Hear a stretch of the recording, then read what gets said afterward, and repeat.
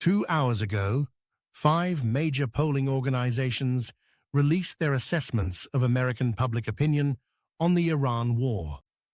The results form the most comprehensive picture yet of where the country stands on a conflict that is now 27 days old, has cost more than $30 billion, and shows no clear path to conclusion. The numbers are consistent across every survey, conducted by different methodologies at different times with different sample populations. Pew Research. 59% say the U.S. made the wrong decision to use military force. 61% disapprove of Trump's handling of the conflict. AP-NORC. 6 in 10 Americans say the military action has gone too far. Quinnipiac. 54% oppose the military action. 74% oppose sending ground troops. Reuters/Ipsos. 60% disapprove. Marist/NPR/PBS. 56% oppose or strongly oppose. The convergence across polling organizations is not statistically remarkable. The margin of error in each survey overlaps comfortably with the others. What is remarkable is the stability. These numbers have not moved significantly since the war began. The first CNN poll, conducted the day after strikes began, found 59% disapproval. 27 days later, the Pew survey finds the same number. The initial opposition was not a temporary reaction to shock. It has hardened. Only 25% of Americans say the war is going extremely or very well. Only 27% felt the U.S. made enough of a diplomatic effort before using force. Only 12% would favor sending U.S. ground troops into Iran. And the 82nd Airborne has just received deployment orders. These are the numbers a president goes to war with, and they are also the numbers he governs with while it continues. And on the specific question of escalation, the question that the 82nd Airborne deployment and the Carg Island discussions have made suddenly concrete. The American public has given its clearest answer. 74% opposed to ground troops, and that number has not changed. The number inside the number, where the Republican coalition is fracturing. The partisan architecture of the polling tells a story that is more complicated than simple opposition versus support. Pew found that 88% of Democrats say Trump made the wrong decision to strike Iran. That number is not a surprise. Democratic voters have opposed Trump's foreign military actions with consistency. Though the number that intelligence analysts and Republican campaign strategists are watching is different. 71% of Republicans say Trump made the right decision. That is strong majority support. But it is not the number. The number is 29%. The Republicans who say Trump made the wrong decision. In a party where any deviation from presidential support tends towards single digits, nearly 3 in 10 Republicans breaking against the Iran war is historically significant. The Marist poll found that only 49% of Republicans aged 18 to 29 supported Trump's handling of the conflict, compared to 84% of Republicans aged 65 and older.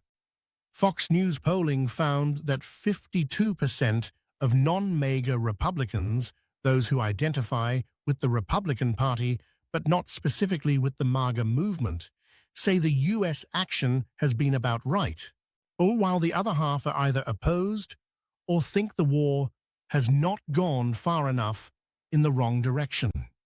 The MAGA versus non-MAGA divide within the Republican Party is the fault line that the White House is most carefully monitoring.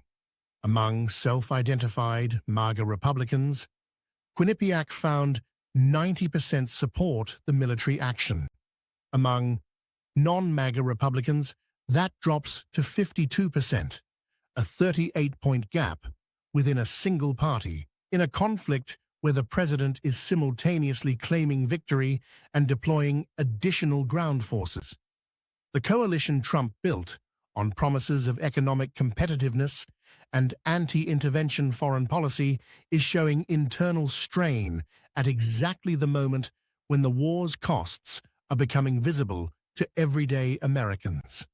Gas prices have risen $1.01 in the last month, the largest single-month increase since Hurricane Katrina in 2005. And AP-NORC found that 45% of Americans are extremely or very concerned about being able to afford gas in the coming months. That number is up from 30% before the war began. What Americans will and won't support. The precise limits, the polls, define the specific policy questions in the polling reveal the precise boundaries of American tolerance for this conflict, and those boundaries are far tighter than the administration's current trajectory. Ground troops, 74% opposed in Quinnipiac, 60% opposed in CNN polling. 88% of Democrats, 64% of independents opposed. The 82nd Airborne has received deployment orders for 2,000 to 3,000 soldiers. Here the word Carg Island has appeared in Reuters, Stars and Stripes, NPR, and The Washington Post as a possible objective. Nuclear objectives. 2/3 of Americans say preventing Iran from obtaining a nuclear weapon is an extremely or very important foreign policy goal. That is the one objective that commands majority support across party lines.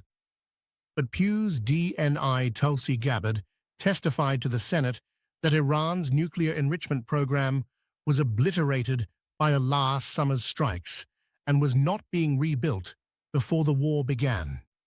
The objective that Americans support most strongly is the one that intelligence says was already achieved before the first bomb of Operation Epic Fury fell.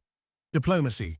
Just 27% of Americans believe the U.S. made enough of a diplomatic effort before using force. That finding sits alongside the now documented fact that Oman's foreign minister announced a diplomatic breakthrough on February 27th, the day before strikes began, in which Iran had agreed to never stockpile enriched uranium and to full IAEA verification.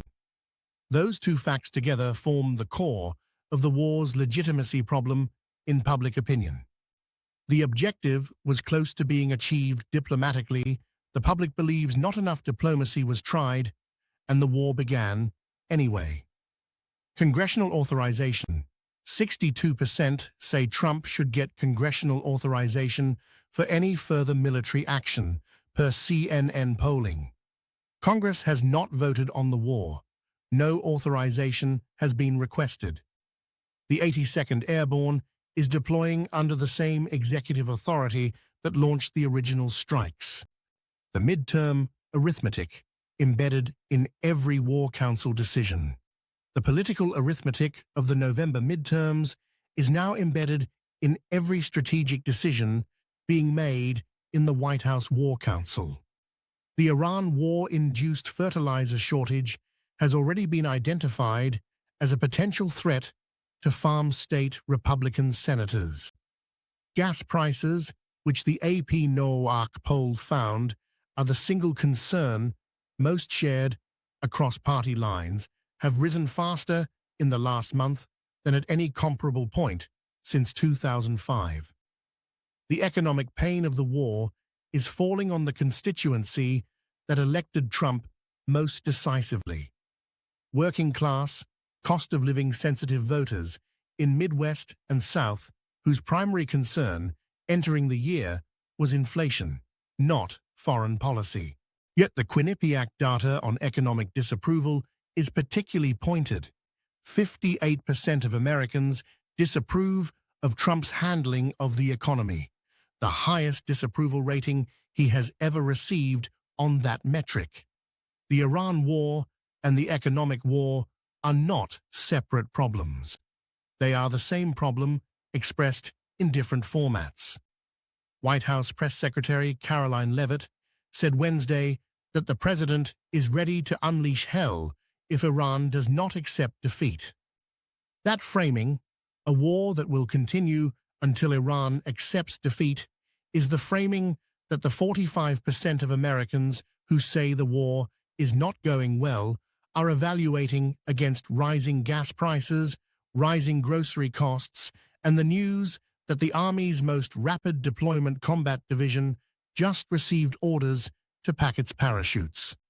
The only finding in the polling that offers the administration any political foothold is the nuclear objective.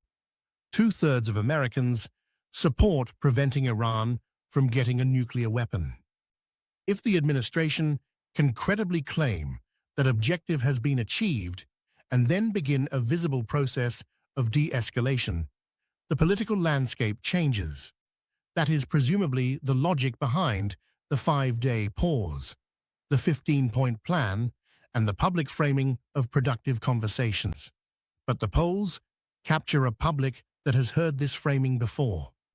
The war was going to be 4 weeks. It was very complete. Iran had no navy, no air force, no anti-aircraft equipment. 27 days later, 59% of Americans say the decision was wrong. 25% think it is going well. And the 82nd Airborne is heading to a region where the president says no ground troops are going, and where 74% of Americans say they should not.